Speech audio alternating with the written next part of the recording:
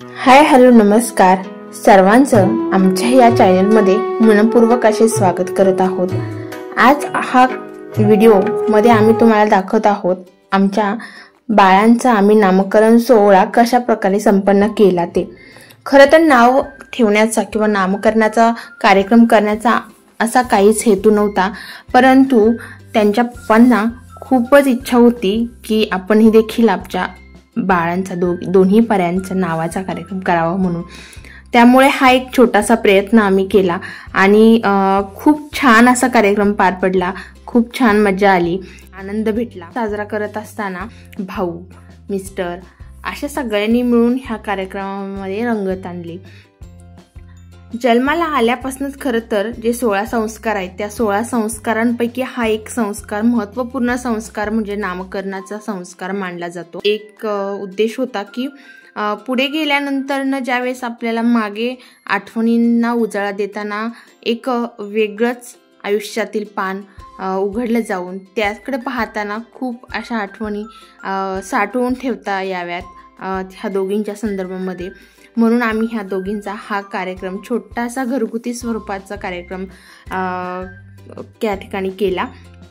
त्यासाठी वैष्णवी होती, मोरे मावशी होत्या, मनीषाताई होत्या, कोमलताई होत्या, त्यानंतर काकू काका होते। ह्या सगळ्यांचे मिस्टर देखील या कार्यक्रमामध्ये सहभागी झाले होते। अशा स्वरूपाचं छानसं डेकोरेशन बहिणीने, दर्शनाने आणि मिस्टरांनी मिळून केलं होतं। त्याच्यामध्ये छान त्यांनी सजावट केली, पाळणा छान स्वरूपामध्ये डेकोरेट केला होता।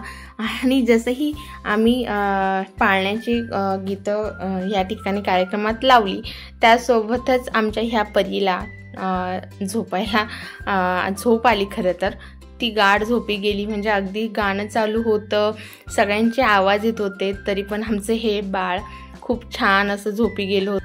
क्षणात हसणं, क्षणात रडणं, इकडून तिकडे धुडकन पडणं, सहजपणे खेळता खेळता आपटणं, अगदी मानाप्रमाणे बदलत राहणं, अशा सोन्याच्या पावलांनी आमच्या घरात 2 कन्यारत्नांचं स्वागत झालं।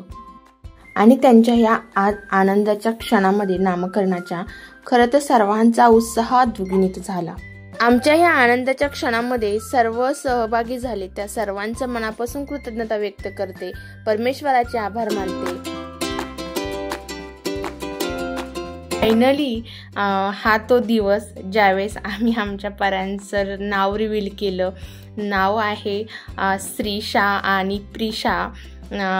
आजपासनं दोघीही ह्याच नावाने यापुढे ओळखल्या जाणार। श्रीशा म्हणजे श्रीमंती आणि प्रिशा म्हणजे प्रेमळ।